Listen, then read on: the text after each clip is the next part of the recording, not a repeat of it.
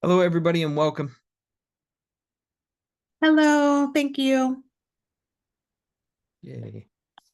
All right. My name's Adam Fletcher, and this session is called Recognizing Adultism in Schools. Just a few housekeeping notes before we get going. The first one is that today's presentation, today's workshop, is really an interactive workshop that's going to focus on activities. I'm going to share a few tools. We're going to talk about some of the things that I've learned over the years, but mostly I really want for you all to have an opportunity to kind of hear the content and talk about it and interact with it. So I encourage you all to get comfortable with sharing comments in the chat. So feel free to jump into the chat really quick and just do a quick intro of yourself. Who are you? Where are you from? That kind of thing. And what do you do? Give me a sense of your job. So if you can go to your chat and enter in who are you? Where are you from? What do you do? That's how we'll get started. A few more housekeeping things while you're doing that. Um, today's, there we go. Today's session is all about adultism. And some of you might not be familiar with it. So as we go through this session, I encourage you to ask all the questions that you want to into the chat and really use that as a tool. Vanessa, thank you for giving that heads up there in the chat. Ralph, thank you. Nicole, welcome. Tracy, thank you. So anyway, drop your questions in the chat. And then the third thing that I'll say is that I'm going to ask you questions, and at points, I'm going to invite you to unmute yourself and say a word. Get your voice in there and let's really get heard, both either by text or speaking up by unmuting yourself when the time is given. So again, thank you to Vanessa, who is joining us today from East Los Angeles College. Thanks to Ralph from Rio Hondo College. Thanks to Nicole, of course. Nicole and your superpowers with Teach for LA. Tracy, thank you for being here from Child Care Centers. Alondra, welcome. Alondra's at a high school as a community representative.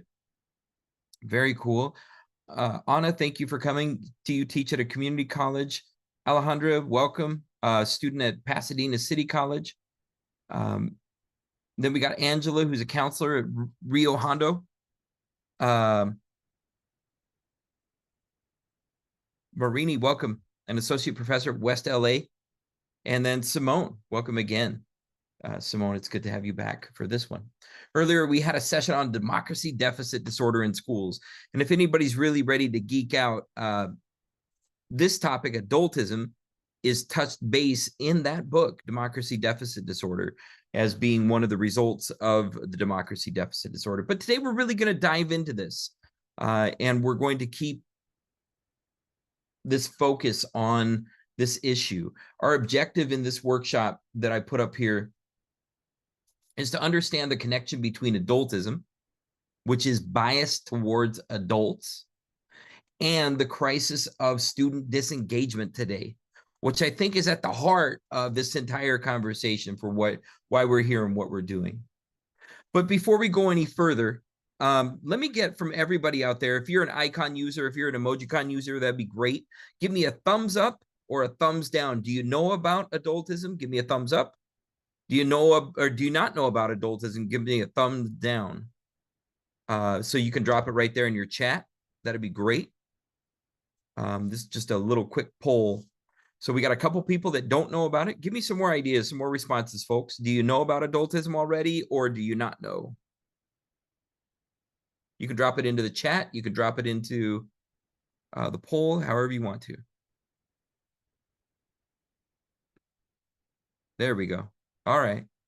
All right.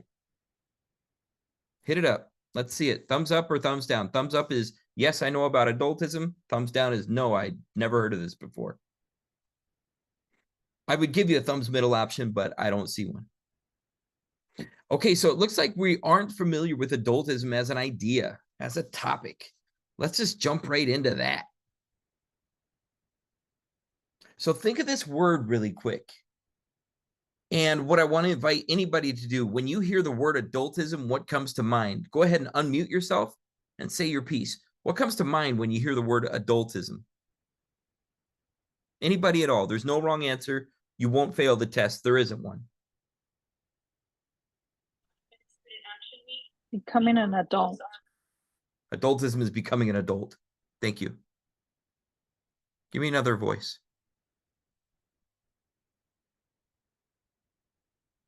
An adult doing something they shouldn't be doing? Okay, an adult doing something they shouldn't be doing. Any other thoughts? A conversation between adults. A conversation between adults. So these are all good ideas.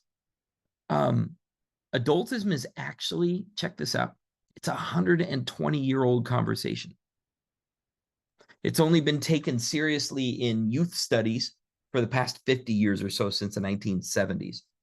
In 2014, I wrote a book called Facing Adultism, and you can find a lot of articles about adultism on the internet.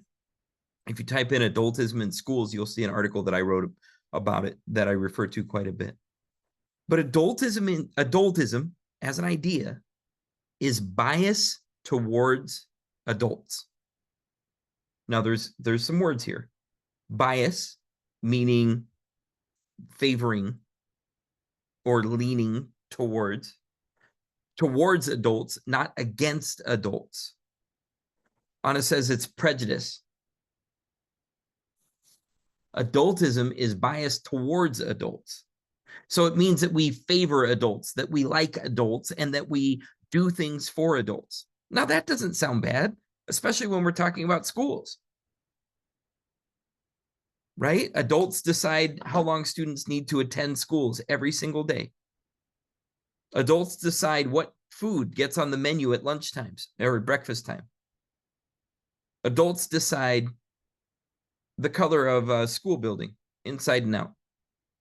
Those are things that are biased towards us. We think adults have the best judgment, so we accept that judgment. A lot of people, though, will define adultism as prejudice against young people.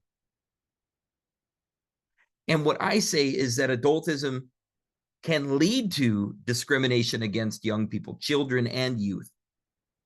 So think about going into a school building with kindergarten students. The door handle on the door, on the physical door, is it at the height of one person who walks in that room every day, or 26 people who walk in the room every day? That door handle is at the height of the adult, not at the height of those students. When we look at textbooks that we use to teach students, no matter what age your students are, who selected those textbooks? Was it the students who use them every day who need to learn from them? Or was it the adults who are teaching the class and intending and expecting that students learn what they teach them? I'm not saying that everything adults say in schools is bad, because that would be a joke. That's not serious. But adultism is driving student engagement right now. It's been driving student engagement since the pandemic, when we expected students to learn no matter what they were going through. But adultism has been driving schools for more than 100, 200 years since they were started in the United States, and even earlier than that. Let's look at this presentation.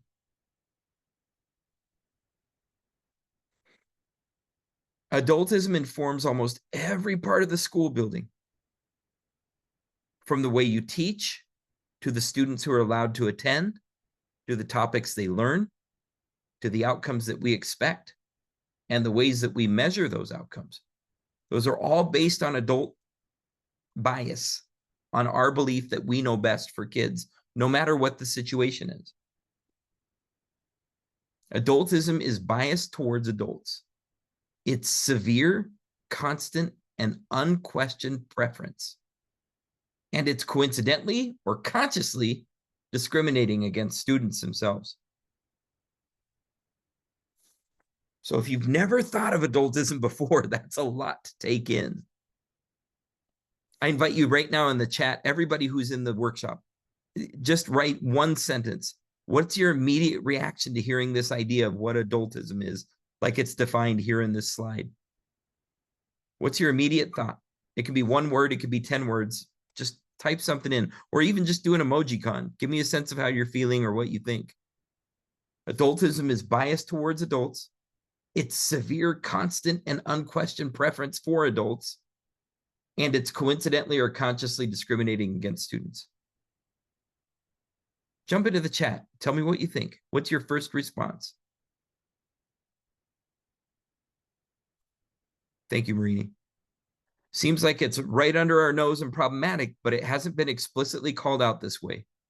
Tracy says it's a shocking realization. And that's a great word. Thank you. Problematic's a great word too, Marini. Give me some more responses. You can disagree with me. Please do. If this sounds like bunkus, just tell the truth.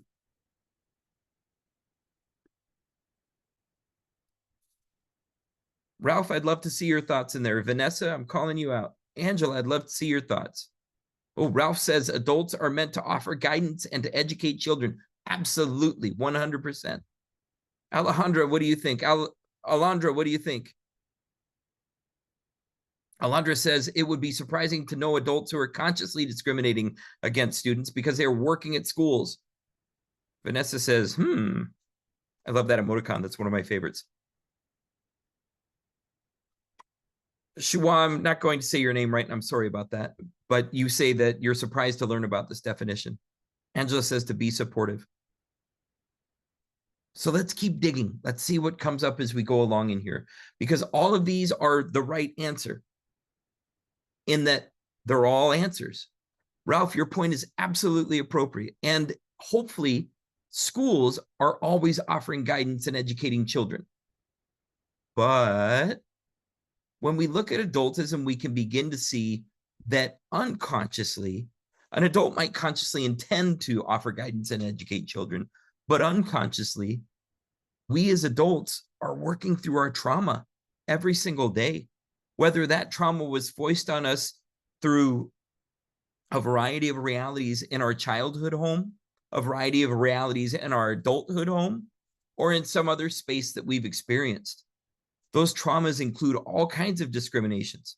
Discriminations against race, against age, against gender, against sexual orientation, discriminations against neurodiversity, discriminations against socioeconomic status. These are all realities that inform our teaching and behavior every day. Age also informs our teaching and behavior every day. We intend to be supportive, Angela, like you said, we intend to be supportive of students, but we hold their age in question and their capability and their knowledge and their ideas all of the time. Sometimes we do it on purpose, and sometimes we do it by accident. Check this out. This slide says that adultism occurs across all grade levels, beginning to end, pre-K through 16 and beyond. Adultism occurs across each subject, every topic in schools, from the onset of who chose the topic to the delivery of who teaches the class and how is it taught, to the evaluation and assessment of what did students actually learn about that subject.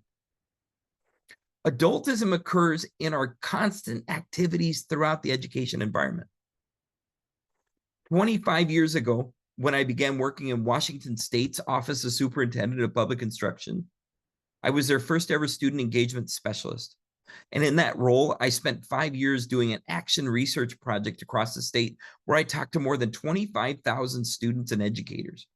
I went to dozens of education conferences every year. I held special forums in schools across the state and basically talked to anyone, anytime, anywhere that I possibly could about this idea of student engagement.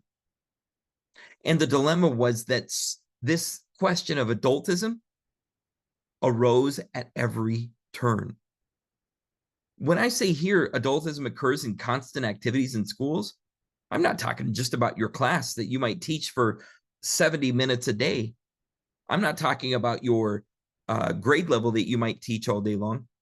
Instead, I'm talking about every single activity from the moment that students get onto a school bus, get into the subway, get onto a city bus, ride with their mom or dad, walk to school, bike to school. From that moment all the way through, locking up their bicycle, putting their books in a locker, sitting down at a desk, hanging up their coat in the coat room, all the way to switching classes and hallway time, to being getting a pass to go to the washroom, to the bathroom, all the way to the playground time and cafeteria, to going to the library or the tech center, to being done with school for the day and going to after school and out of school activities. Adultism occurs in constant activities throughout the school. It's biased towards adults. And then every outcome of school reflects adultism. Every outcome, whether those are grades, whether that's behavior, whether that's the culture of the school, the climate, whether that's the activities that are done, any kind of outcome in schools. Now, here's the clincher, though. All adultism is not bad. And this is the difference between adultism and other isms. Let me repeat myself, and I'm going to type it in the chat because I'm audacious. All adultism is not bad. Everybody, jump into that chat one more time and just type one word. What is an example of where adultism is not bad in schools? I wrote stopping fights. When an adult sees a fight in the hallway, they know that's not the right thing to do, and we step in and we stop the fight. All adultism is not bad. Somebody give me another example. Thank you, Angela. Discipline. Somebody else give me an example. Don't be shy. I wrote curriculum. Ralph wrote answering tough questions. Alondra wrote tutoring. Marini said questioning authority and advocating. Talking after class. Alejandra, I'm going to be brave and I'm going to write this. Talking during class. Adults are the traffic police of conversation in schools, aren't we? At least during our classes. That's not bad. All the time. One of my favorite mottos in schools is that democracy is noisy. So maybe sometimes adultism towards talking is bad. But bad is a kind of one of those words. Hey, check out the rest of this slide where it says disengagement happens. So in my study of student engagement and in other research that's been conducted since then, we found that students disconnect from schools because of adultism. We found that attitudes suffer because of adultism. Grades falter because of adultism, and ultimately achievement lags because of adultism. Think of ways that achievement lags because of adultism. How does that happen? Somebody be brave and unmute yourself and share with me some of your thoughts about how disengagement happens because of adultism. Does anybody have any thoughts that they want to share? I'd love to hear your voices. Just unmute yourself and speak your piece. Vanessa, can I call you out?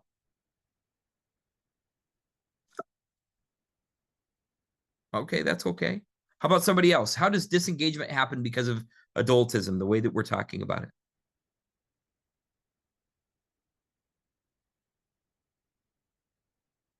This is my brave workshop.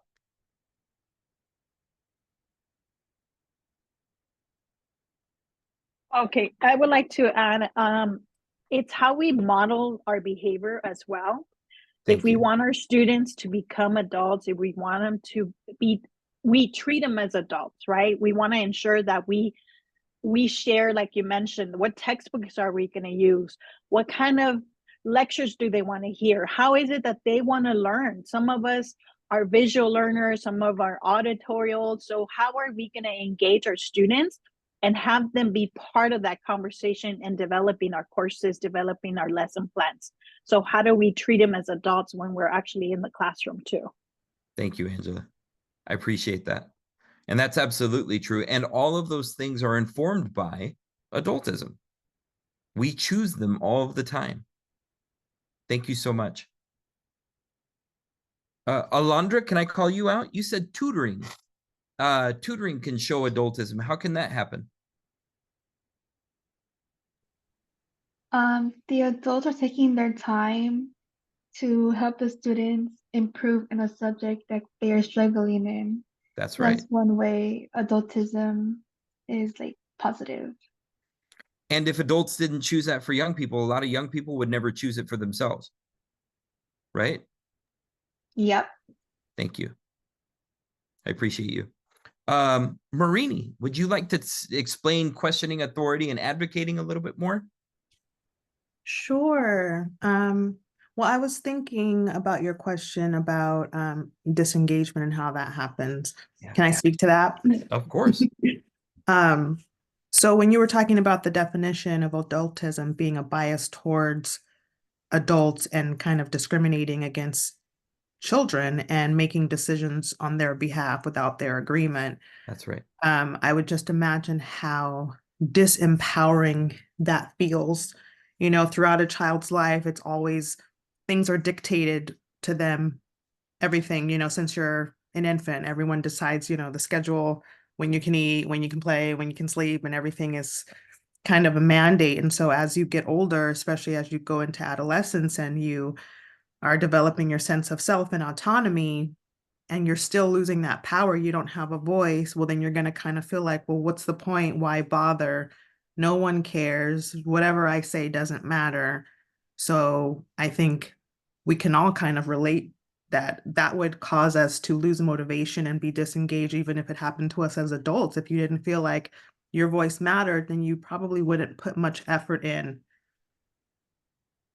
That's exactly it. Thank you so much, Marini. I appreciate that. Sure. And that reality is that anytime that we're discriminated against, it silences our voice. So if we're discriminated against simply because of our age, what does that do to us? What is the experience there? And that's where disengagement becomes very real. In my book, it's 2014, it's on Amazon.com, Facing Adultism. I explore all of this in depth in a lot of different ways, but it identifies adultism as happening not only at school, which of course is a prime location because it's 8 hours of every young person's life every day, but also at home, also in the out of school time programs that we send kids to, and in faith communities, and in government programs, and in businesses. You know, those signs that are hanging on the door when kids walk through the door and the sign says no 2 kids allowed without an adult? That's adultism. And it goes on and on. And once we start to look for it, we can see that adultism happens in a lot of different ways, not just a sign or a rule, but it happens. Here's 3 different main areas where it happens in schools. The first area is personally. Your attitudes, your opinions, the beliefs that you have, and the actions that you take show adultism. But the second is important too.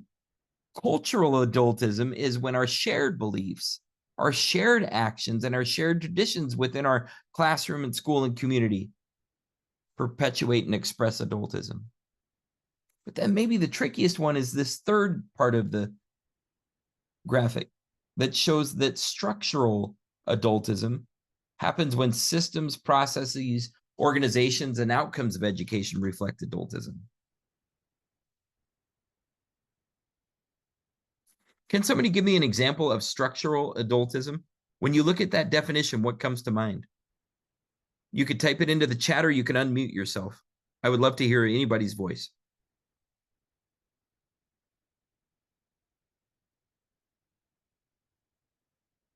We're all so shy. It's the end of the day. Anybody? Ooh, Angela, you said military. Now I've got to know, what does that mean? Ooh, Marini said schools are adult-led and decisions come from adults. Give me some more, people. You've got this. Angela, do you want to explain what military means?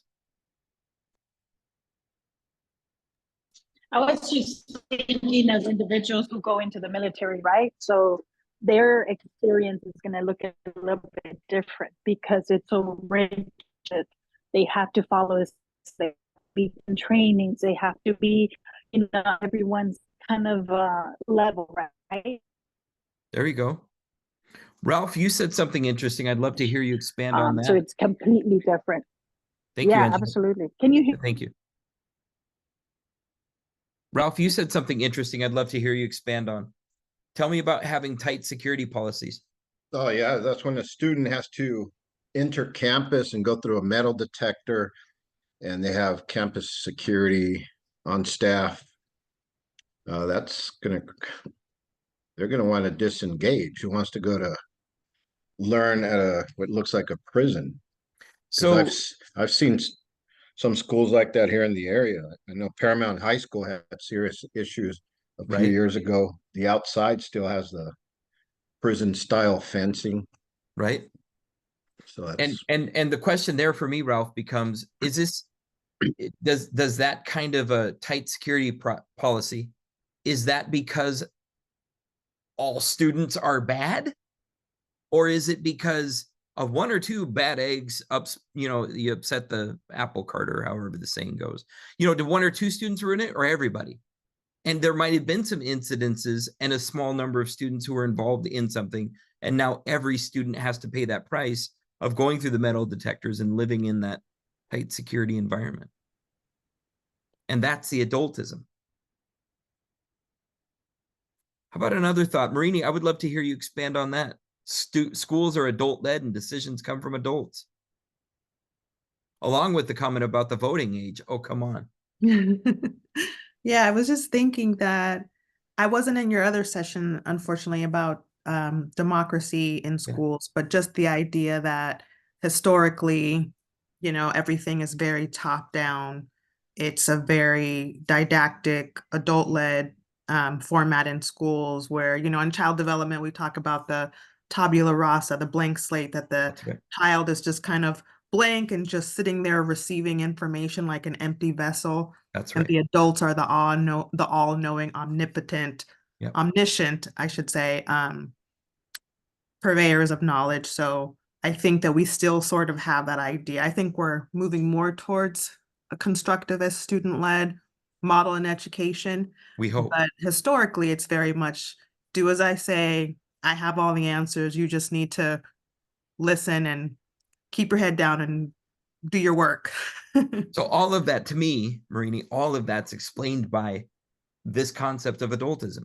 This reality that we have such a bias towards the way that adults think, well, you turned 18, now you can vote for your school board member, who in turn is going to hire the superintendent, who in turn is going to hire the district leaders, who in turn hire the principals, who and all the way down that totem pole. But in addition to that kind of obvious democracy, we have kind of the inobvious parts that you're talking about as well. The way that we design the curriculum, do as I say, not as I do. I'm going to tell you to get active, and then I'm going to tell you to sit down and shut up and listen to the lessons that I teach, and on, all of these things. Thank you so much for illustrating that. I appreciate it. Then on the far left of this graphic, we have personal adultism. See, it's easy for us to say, well, this is all part of a big tradition. This is the way my family's always done it. This is the way our schools have always operated. But each one of us as educators, no matter what level we're teaching at, each one of us perpetuates adultism. Our own attitudes. I mean, frankly, I don't want any kid to come into the bar where I'm hanging out on Saturday night. That's not appropriate, and I don't want it. That's an adult decision I'm going to stick with. By the same token, I take that same attitude when I see a kid raise their hand in the middle of I'm in the middle of a great lecture. I'm going to give this lecture and you're going to listen. If you raise your hand, you're being obstinate and you're going to get punished because of it. That's that personal adultism. We have other opinions like that. The dilemma is that, we wouldn't take a 16-year-old, hand him the keys to the car and tell him to go teach themselves how to drive. We just wouldn't do that. But a lot of people, they think in response to this adultism, they have to go off the deep end of the board. Well, let's turn the schools over to the kids. Oh, you're talking about kids becoming president, on and on. And that's shenanigans. That's a way of ducking that responsibility. Alejandra asked a great question in the chat. Does the type of parenting styles play into adultism? Alejandra, tell me why you asked that question. I just asked it because it kind of connects a bit to personal and cultural being expressed, right? Because like Yep. depending the type of people that, the styles of like authoritarian and authoritative, like you can see like how it can affect a lot in adultism towards the children, right? And seeing how it's like being taught and what is like right and what is wrong. But yeah, I was just curious if it does. Well, and even to think of the other end of the spectrum from authoritarian, on the other end of the spectrum, you have hyper permissive and people who have no rules. That's still adultist because at some point we decided to hand over all the controls. It's the 16-year-old and the keys to the car. I don't want to make this choice, so I'm just going to let the kids make it for themselves. Whether that's getting dressed in the morning, what to eat for breakfast, how to get to school, or just simply living their life however they will. Now, there's some negotiation that's in there. There's a responsible kind of space. And we're going to talk about that in a minute. But I would say yes. I mean, parenting definitely plays into it. Actually, all these elements of our society do. And that's part of the trick of adultism, is that it's so pervasive. So in this little rubric, I want, if we had hours to do our workshop, we would fill this out. But what I want each of you to do right here is just make a note for yourself. Look at these roles in schools down the left column. Educators, parents, educators as in classroom teachers, parents, administrators, community members and others, and students themselves. Wait a second. Students themselves can show adultism in schools? Think about that real quick. Students themselves can show adultism in schools.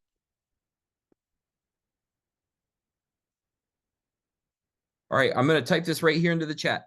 And I would love for everybody to answer into the chat. How can students be adultist? Take a crack at that. How can students be adultist?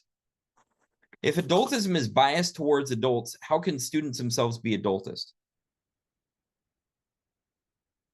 Any responses?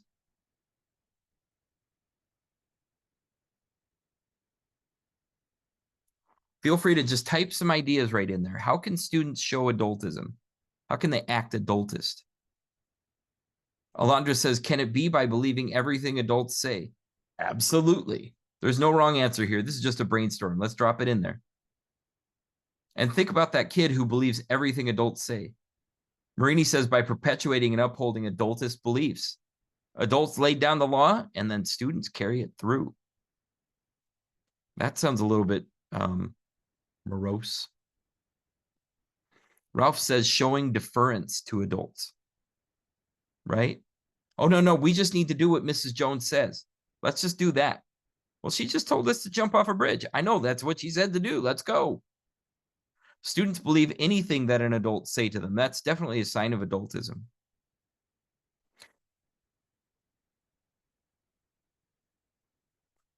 Shuhua, can you unmute yourself and say your name for me really quick? I don't want to keep saying it wrong. Say it again. Suha, thank you so much. I appreciate you.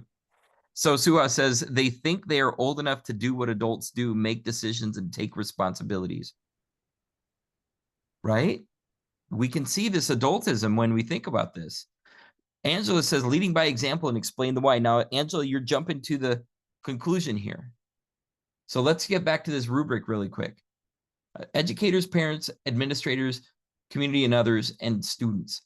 How are they affected? How are educators affected by adultism? Think about the way that you know schools work right now. My work as a classroom teacher is directly affected by the person who taught me about how to become a classroom teacher a million years ago. It's also directly affected by the lead teacher in my building who wants to make sure that I do the right things in the right time and the right process with the right ways. It's also affected, back up that totem pole that we talked about. Oh, and don't forget that parent because they're going to let me know how to treat their kid too. But who decided that parent decided to treat their kid? The parent decided, the kid didn't. So that adultism affects classroom teacher in a lot of ways. How does adultism affect parents? Somebody asked that. So somebody, get brave. I would love to hear from you. What's one way that adultism affects each person on this list? Community members, building administrators or district administrators, parents of students, students themselves, classroom teachers. Now, remember, to be affected means to have something causing you to do something. It's an affect. This isn't who's responsible. This is just who is affected. How are they affected? So how are teachers affected by adultism? Anybody want to jump on that? How are parents affected by adultism? Just unmute yourself. Get right in there. I'd love to hear some more voices.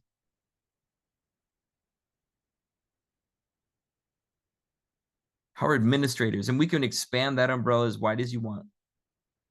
Building leaders, district leaders, state leaders.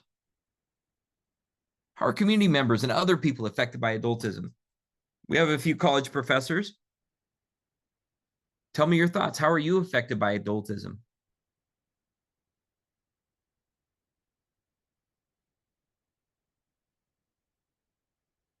And then we have students. We've already talked about that a little bit. But I'm going to open on the floor for a minute, and I'm okay with silence. That's good. We'll just give it a couple minutes. Think through this. How are any of these individuals affected by adultism? Let's give it a minute. If you're ready to talk, just unmute yourself and speak up.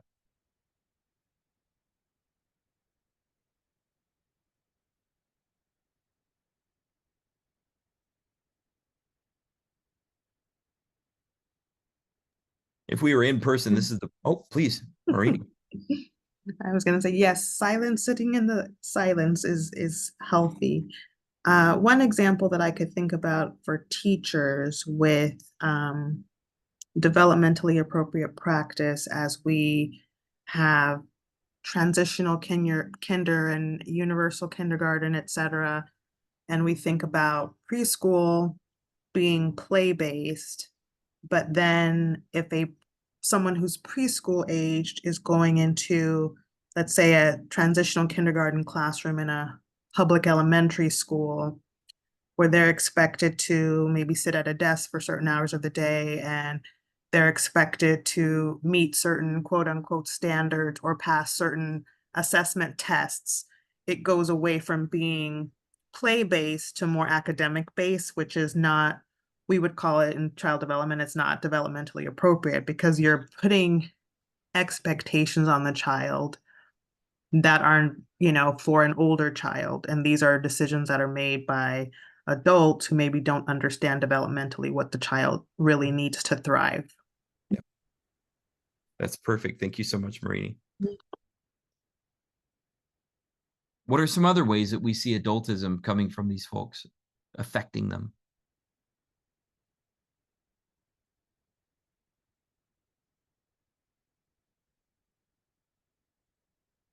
Again, there's no wrong answer. You can say, speak up, say anything you want. Angela, I think I'm going to flip your last comment on its head. In the chat, you said leading by example, explaining the why. Let's flip that around. Adultism affects each person on here by not leading by example. Do as I do, not as I say, or do as I say, not as I do. And not explaining the why. There's another way that all these folks are affected by adultism oftentimes. Alondra says parents are positively affected by adultism by going to their child's teacher and asking how they might be able to help their student in a certain subject, or how they can help their child at home with their studies because the teacher is offering them help. And that's a great point. Thank you, Alondra. I appreciate that. And we can flip that one too by looking at all the times that teachers might not be open to helping a parent figure out how to parent more effectively, even when it comes to helping them with their classroom schoolwork, with their homework.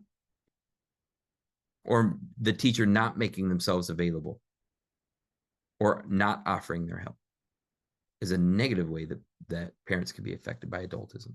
So we have a lot of these coming through. An easy way to think about this adultism and how it is driven is by framing it in terms of mindsets. And it turns out that our mindsets about students themselves, they reveal our adultism. Can somebody define fixed mindset for me? What is a fixed mindset? Just drop it into the chat right there.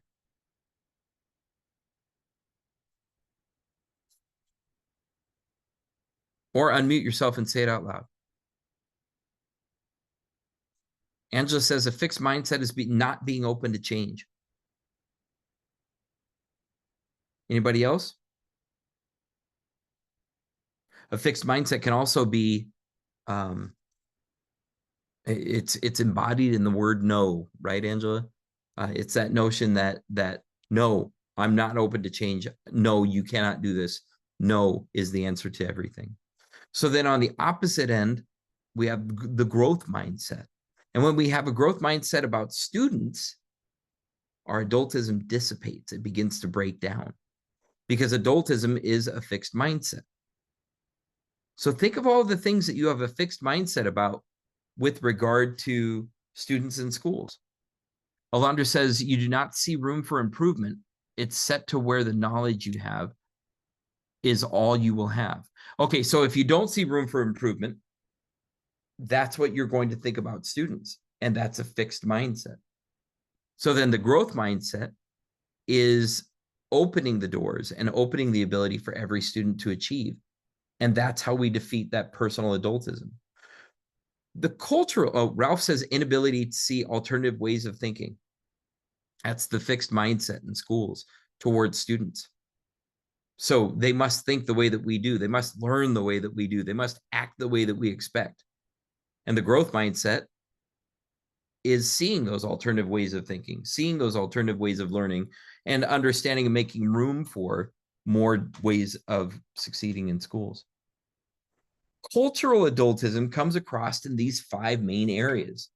Now, this is getting down in the weeds a little bit, but we have these shared values, we have our languages, we have our traditions, our actions, our norms, and our ideals. And that's cultural adultism in school. So think about the traditions in your school. Does anybody want to talk to me about how the traditions in your school might reflect adultism? How do your school's traditions, or maybe another school that you've seen, reflect adultism? How do your school's traditions reflect adultism? Unmute yourself or just drop a response there in the chat. Alejandra says, one of the experiences that I have seen is that teachers are right and students are wrong. Other thoughts? How do we see cultural adultism in our schools? Think about your own experience as a learner.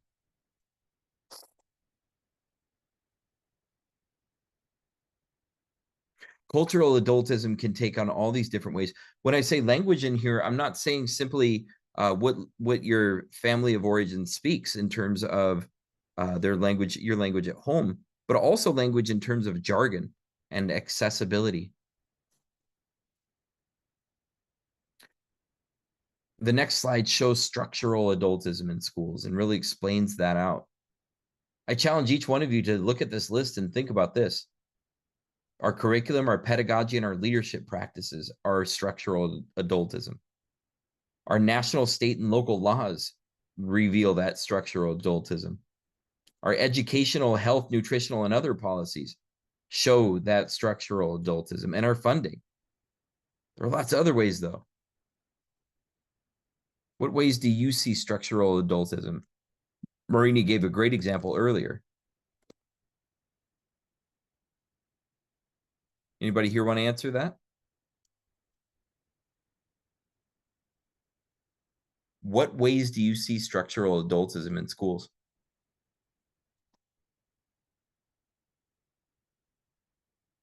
You can type it into the chat or unmute yourself and share out loud.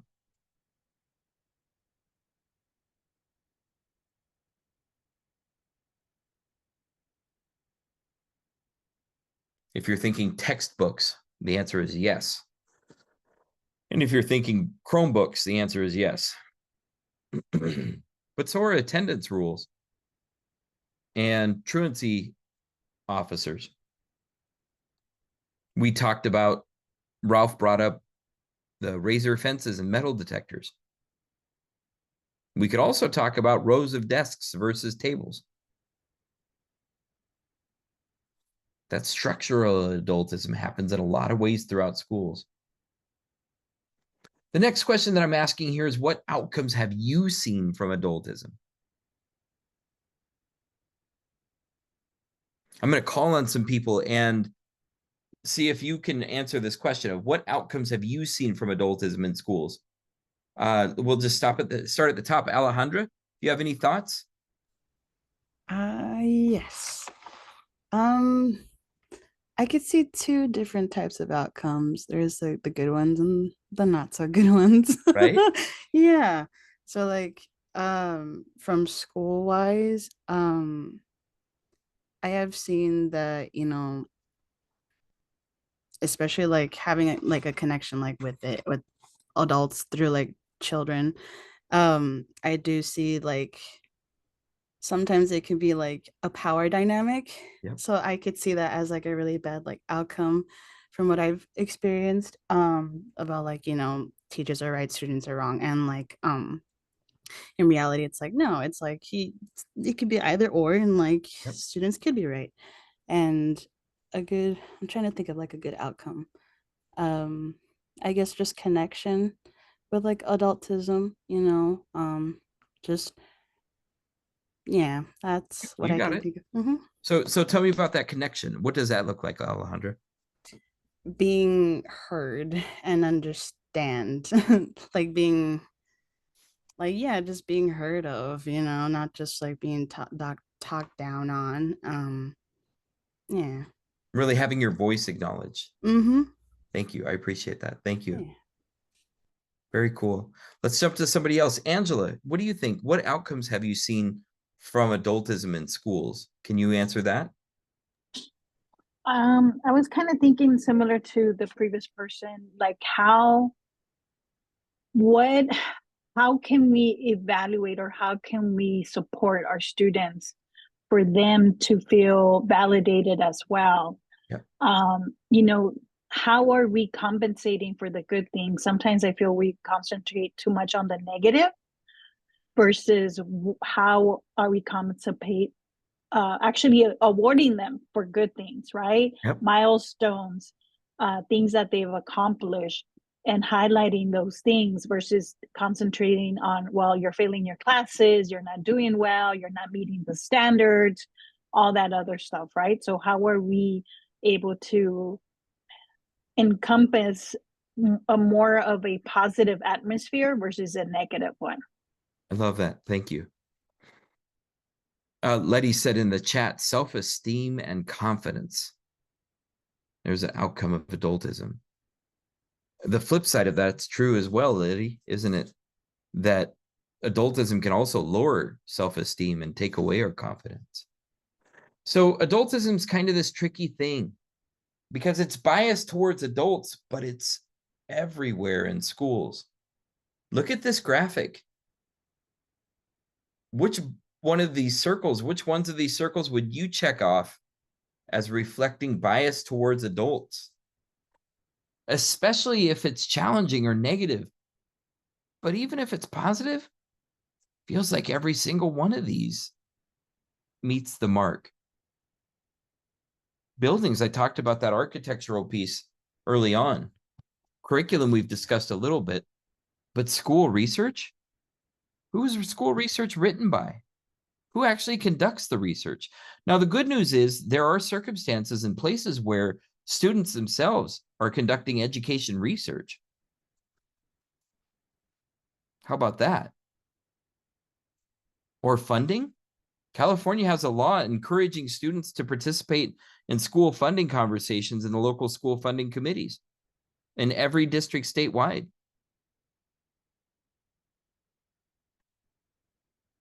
That's a way to defeat adultism, to stop it from having negative control in our schools.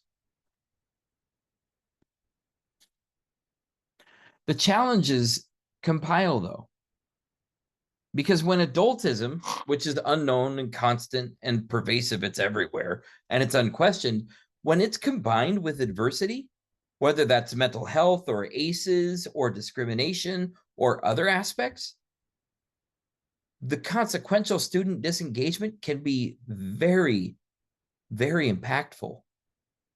Class subjects and activities, achievement and growth, behavior and attitude, belonging and identity. So many different aspects of our young people are informed by adultism and driven by adultism. We can only come to this conclusion that student disengagement is the real challenge at hand. So we're to the point now at the end of our workshop, at the end of this short hour, where we get to look at ourselves. Look at your personal attitude, personal opinions, your personal beliefs that you have, and the actions that you take. Look at the culture of adultism that you share with other people, your shared beliefs or actions and traditions within your classroom, school, or community. Look at the structural adultism around you and the systems and processes and organization and outcomes of education. I would love to see each of us answer one way, just one way that you will face adultism after today's workshop.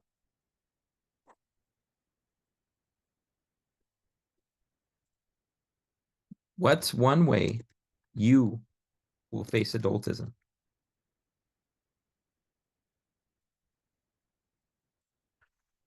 You can look in the chat for the prompt. I'm going to be quiet for a minute and give you a minute to think about this.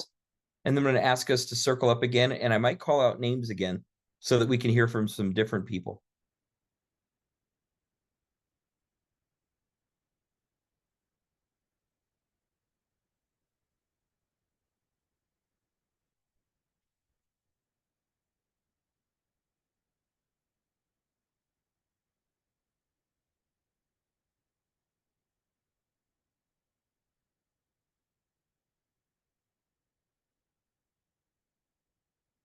How people are coming out there. Thank you, everybody. Angela says she's going to keep educating yourself. Angela, Google Adultism in Schools by Adam Fletcher and take a read on that. You'll appreciate it. Alondra says, make sure that every student feels heard. Alondra, I have a website called soundout.org, and you can find tools there for making students feel heard. Marini says, center student voice to the same aspect. Michael says, value the perspectives of students. It's so important that we learn to do that intentionally instead of just by accident or as a one-off activity. Ralph says, reflect on some opinions I have about student learning. We got to check ourselves. I mean, that's part of the action of all of it. Marini says, be intentional with my actions and thinking and reflect on my own biases. It's interesting in this time when we've talked about all of these different discriminations and equity and involvement, and this one topic doesn't seem to ever come up.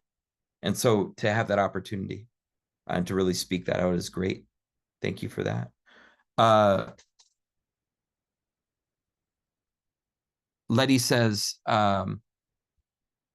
making sure all students have the opportunity to share their opinions and thoughts. Perfect. And Vanessa says, keep educating myself and having confidence. That is all awesome. And I appreciate you all for sharing that. Again, the resource website is soundout.org. Take a look.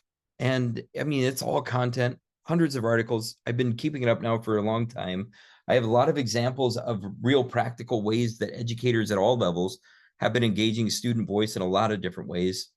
If there's anything that you need, just let me know. adam@soundout.org is my email. I want to thank you all for coming today. And this has been Recognizing Adultism in Schools. Thanks, everybody. Thank you, Marini. Thank you. Thank you. I appreciate you. Thank you, Suha. Thank you, Letty. Thank you, Anna. Thank you, Alejandra. Thank you, Landra. Absolutely. Letty, I think that the conference is going to share it out, so it'll be available to everybody. Hope that's useful. Thank you. Thanks, Vanessa.